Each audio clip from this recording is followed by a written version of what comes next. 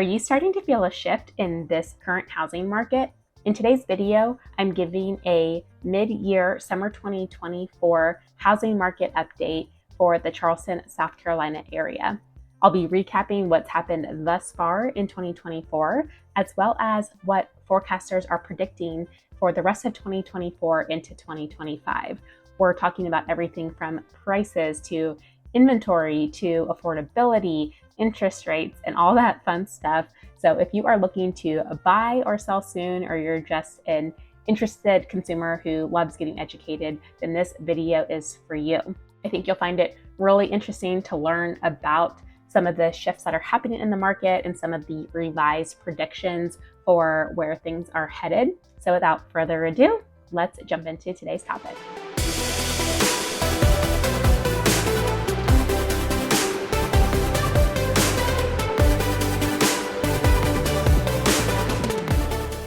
Hi, I'm Sarah Newman. I am a realtor and team leader here in the Charleston, South Carolina area. I am with the Elevate team at eXp Realty, and we love helping people just like you with your real estate needs. All of our contact information is in the description and comments.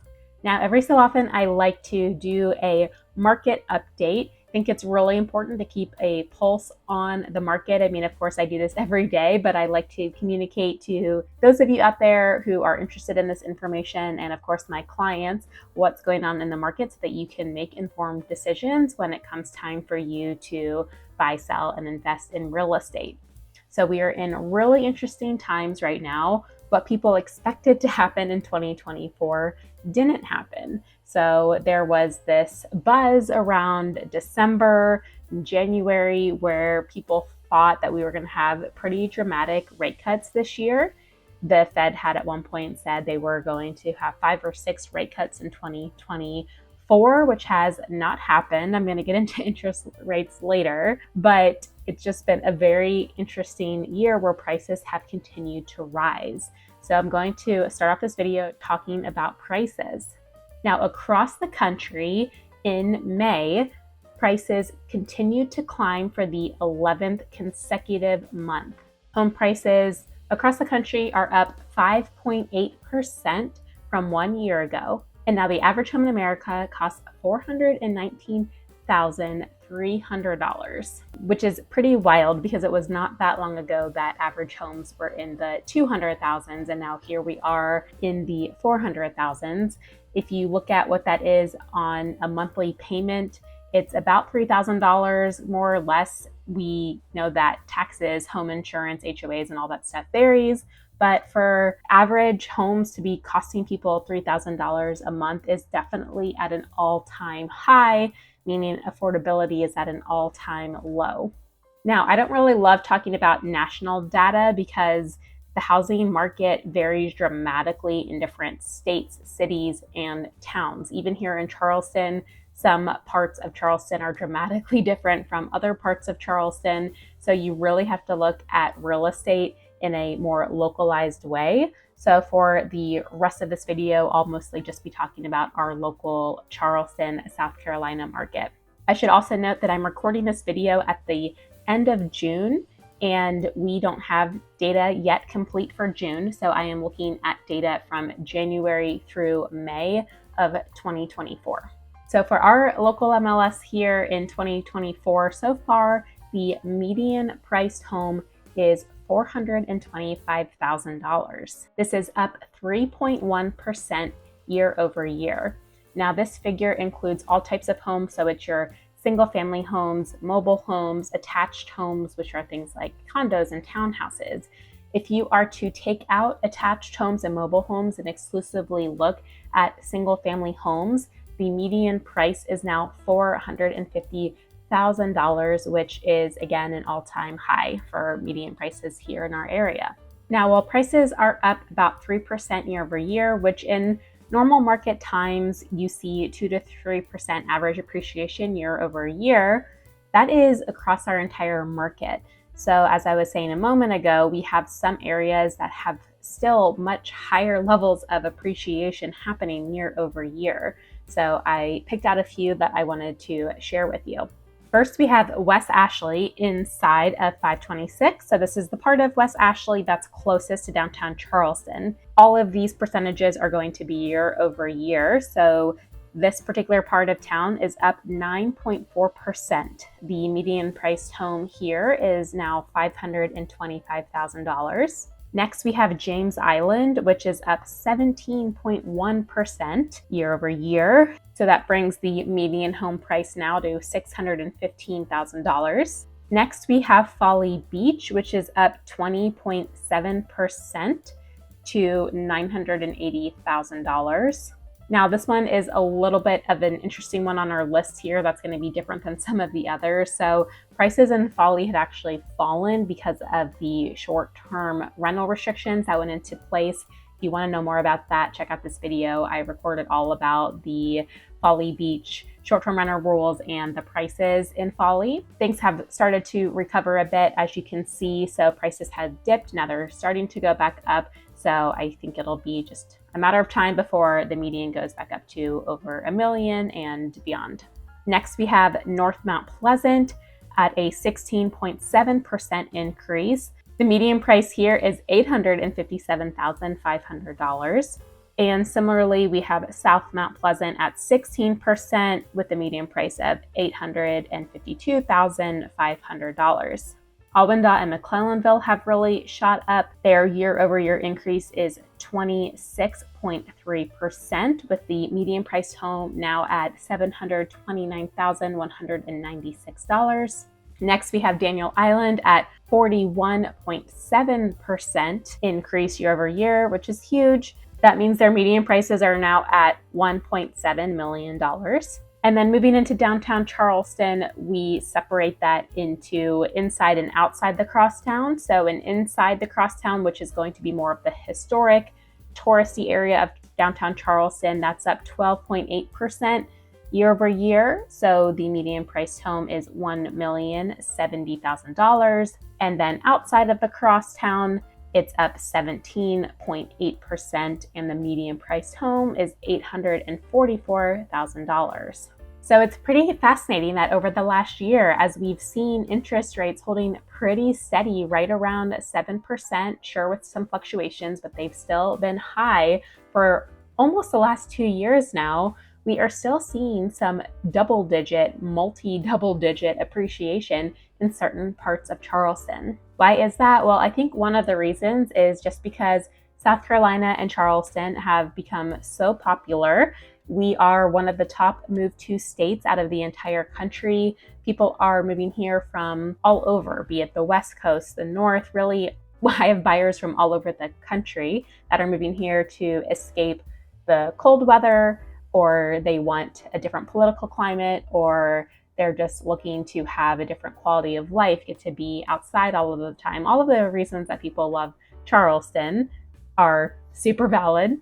So we are still seeing a big influx in population. Charleston also continuously makes lists of the best places to live in the country year after year after year. We just landed it again this year in 2024. Now, some people moving here come from even more expensive markets. So if they've already owned homes, then they're cashing out on those homes and bringing that money here. So it doesn't feel that expensive relative to these other markets. However, for the people that have lived here for a long time, maybe born and raised here, the unaffordability is truly an issue. There's something called the Housing Affordability Index, which rates metro areas on the scale of 100. So if you scored 100, that's a perfect score. That means that the median priced income in that area can afford the median priced home, given the current interest rates and a 20% down payment. Now, a lot of buyers are not putting 20% down these days. There are so many programs, whether it's FHA, VA loans, even conventional loans, you can put down as little as 3%. So I think a lot of buyers, especially those that are going to be more price sensitive, they're not putting down 20%. So I think this rating is actually even a little bit worse than what it shows. But what Charleston currently shows is 76 out of 100. It's the lowest it's ever been. And what that means is that people only have 76% of the necessary income to afford the median priced home in our area. And like I said, that's considering a 20% down payment. So I don't know what it would be if you considered a 5% down payment, for example. But regardless, this rapid incline in prices over recent years has just really been detrimental and hurting people who have important jobs here in the Lowcountry. People like teachers, first responders, they don't get paid very well here. Maybe they do in the state that you currently live in, maybe wherever you're watching this from. But here in our area, they don't get paid very well. So it's these types of jobs whose salaries really struggle to be able to qualify to afford a home. Now, that leads me into talking about interest rates. Higher mortgage rates are still having a big impact on the market. Right now, they're about 7%, and the Federal Reserve has had a hard time fitting in an interest rate cut. The Fed has reduced their expectations for rate cuts in 2024 from 6 to 3 to 1. So this has been a dramatic change from where people thought they were going at the beginning of this year. A lot of people were saying, this is the year of the fives. We're going to get back to 5% interest rates this year. And others thought that was pretty far-fetched, but you possibly even heard some of this yourself. And now we know that we are not even close, nor should we expect to get close to 5% this year, or probably even next year. It seems like the Fed is really doing what they set out to do, which is to slow down the economy, get a grip on inflation. We are seeing some inflation come down from where it was. It takes time for all of this data to actually reflect. So it seems like people start to feel it before you start to see it in all of the stats. But as of right now, it seems like we could see one rate cut at some time, likely this fall. It'll be fairly minor, but we will probably see things land in the upper 6% toward the end of 2024. Fannie Mae has recently revised their 30-year fixed predictions. They say that interest rates will average 6.8% in quarter 3 of 2024. That's down from their prediction before, which was 7.1%. And they're predicting 6.7% interest rates in Q4 of 2024, which is down from 7%, as they originally forecasted earlier this year. Now, they've also revised their 2025 forecast. How accurate is this? I don't know. They've made a lot of revisions and they aren't always right, but for whatever it's worth, here you go. Fannie Mae is predicting 6.6% interest rates in Q1 of 2025, 6.5% in Q2, 6.4% in Q3, and 6.3% in Q4. So yes, the good news is that it does seem like rates are coming down. It's just going to be at more of a slow and steady pace. It's not going to be some dramatic drop, or at least it doesn't seem that way right now. Of course, anything could happen. Things have been very unpredictable in the last few years, to say the least. And I still think there's a lot of unpredictability moving forward. We have an election this year. Who knows what's going to happen there? I feel like people get cold feet sometimes before an election and things kind of slow down or get volatile. Of course, whatever happens in the labor market is going to have a big impact. Whether or not there truly is an interest rate cut with the Federal Reserve this year or not, all of these things could have very big impact on where interest rates head into this year and next. Next, let's talk about the total amount of transactions, or the volume that we've seen so far in 2024. Now, I should say that 2023 was a very slow year across the country in real estate. In fact, it was the lowest number of total transactions that we'd seen in decades. So the higher rates and this affordability issue really slowed down the market as far as total number of sales, despite not having an impact on prices, as prices have overall continued to rise. Now, here in Charleston this year, we've seen fairly consistent buying activity in 2024 as 2023. It's been up slightly, about 3.2% in 2024 as compared to the same period in 2023. Now, what is very interesting and a sign to me that times are changing is that our inventory is up. So our new listings are up 19% versus this time last year. This is one of the things that we have been waiting for. We have been in a low inventory market since COVID really took off with the housing market craziness about middle to end of 2020. We saw the lowest inventory ever in history. So now we are starting to make a slow recovery. Granted, it is not anywhere near where it needs to be, but it is still higher than it's been the last few years, so I'll take that as a win. I just logged into the MLS and I saw that there are currently 3,726 homes for sale in our MLS. They say that a balanced market is closer to 10,000. So again, we are a ways off, but it wasn't that long ago that we were around 1,500 and 2,000. So inching up to 4,000 is definitely a solid increase.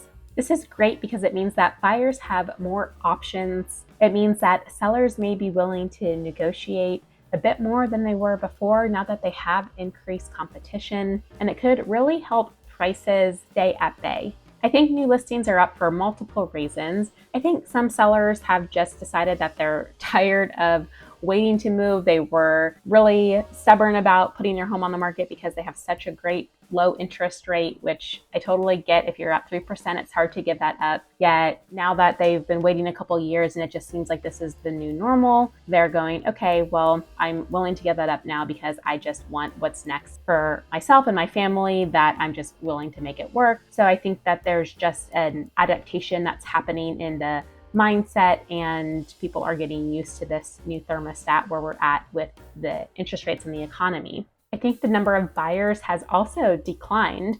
We've already talked about housing affordability, or rather unaffordability, and high interest rates. And I think for some buyers, either they're obviously priced out of the market, or there's just this overall sense of fatigue and blah, like, okay, we're just tired of this. When are things going to shift? And some people are just waiting on the sidelines to see what happens. It does seem like there are less showings on homes right now than there were just a couple of months ago. Now, part of that is seasonal because spring is always the busiest, so any slowdown from that is normal. This is the time of year where things start to slow down a little bit relative to the busiest season. However, it seems like there's something more going on. The sense that I have just talking to agents every day, talking to buyers every day, listening to all kinds of podcasts and YouTube videos of all kinds of experts and economists and housing data analysts, there's just this sense that something is a little bit different. It could be any of the factors I've spoken about today. It could be something else, but it does feel like some shift is starting to happen. Now, the data isn't really showing this yet because real estate is always a lagging indicator of the economy, and our data always lags. So being boots on the ground, we get a sense of things before you can see it reflected in any type of data. But just think for a minute how long it takes for pricing to get reflected into data. So for example, if you're a buyer and you're looking at a home, let's say it's been on the market for 30 days. Well, that home was priced a month before that, and the agent and the seller looked at the comps from the last 6 months before that. Now, those properties that they looked at during that 6-month window actually went under contract 1 to 2 months before they closed. And the agents and sellers that were pricing those homes looked at data about 6 months prior to when they determined their prices. So there's this long process of, by the time you're looking at pricing and then you're actually going through the whole process, getting to closing, and then data can take weeks, if not months, to aggregate. So the buyers that are currently looking here and now this summer, this data for whatever happens in their transactions isn't going to be reflected until quite a few months out from now, at least. So where is all this headed? I'm sure that's what you're wondering. And I'm not here to try to predict the future. I think it's impossible. And I'm certainly not an economist. But in my personal opinion, I don't think there's going to be some huge crash, at least not here in Charleston. Again, I can't speak to other markets. But I do think there is this leveling out that's happening. It seems like this huge growth that we have is hopefully starting to put the brakes on in at least a lot of Charleston moving into the rest of this year. I hope prices stay steady. I don't really think we'll see a decline. Maybe in certain parts of Charleston, I could see that happening. Maybe some resales in the Somerville market, for example, because they're competing with builders out there that it just can be really hard when you're competing against these huge national builders. So I think there's pockets of Charleston where you could definitely get great prices, negotiate, and slight declines. Major, nothing's going to be falling off a cliff here. But I think other parts of Charleston will just be steady, stagnant. Maybe a few areas will continue to have slow amounts of appreciation. I just saw that Zillow recently revised a forecast where nationwide they expect home prices to fall 1.4% over the next 12 months. This came out in mid-June, so they're really talking about June of 2024 through June of 2025. Here in Charleston, however, they are predicting a 0.1% decrease, which really isn't a decrease, that just is prices holding steady. So we may finally start to be seeing some flatlining of prices here in Charleston, which truly is great news for both buyers and sellers. If you're wanting to sell, you know that prices right now are at an all-time high, and if they're going to be flatlined over the next year or so, you might as well just cash out in this next year, especially if you're ready to buy something different. You're still going to have great equity. And then on the buy side, if things are flatlined, then that's good, because the moment that interest rates go down substantially, prices are going to rise again. So I feel like we have this window here because at some point rates will come down. Now, I talked about earlier how it seems like it's going to be a slow decline over the next 18 months, which again, that's just a forecast. We really don't know what's going to happen. Rates could get dropped more next year. It could be 2026. But whenever rates do go down more, it brings more buyers to the market. That increases competition and increases prices. And it does seem like rates are coming down even just a little bit over the coming months, which is great. Any amount that you can possibly save on your mortgage payment is a win. Now, I don't think there's ever a blanket answer of, is it a good time to buy? Is it a good time to sell? It may or it may not be for you and your personal situation. There are dozens of variables that go into making this decision, so it's not a black and white conversation. But if it's a conversation that you would like to have, I would love to have it with you. All of my contact information is pinned in the comments and in the description here. And if you found this video helpful, then I would really appreciate it if you like the video and subscribe to the channel so that you can be the first one to know about all things Charleston. I'd love to know what you think. Leave a comment below and share what you are predicting is going to happen in the market the rest of 2024 and into 2025. You've heard my thoughts. It seems like there'll be a slow decline in interest rates, nothing dramatic, but definitely better than where we're at, as well as this steadiness in prices, not going up, not really going down. But hey, I could be wrong. It'll be interesting to look back at this video at the end of the year and next summer and see what actually happened, because you really just never know in real estate, especially in these uncertain times that we find ourselves in. So let me know what you think. And if you would like to learn more about Charleston, I have dozens and dozens of videos on the channel. You can learn all about the different suburbs. I do a lot with new construction, so if that's your thing, then you'll find a lot of new construction videos on the channel and just a ton of other resources so that you can get educated about what it's like living here in Charleston, South Carolina. Thank you so much for watching, and I will see you in the next video.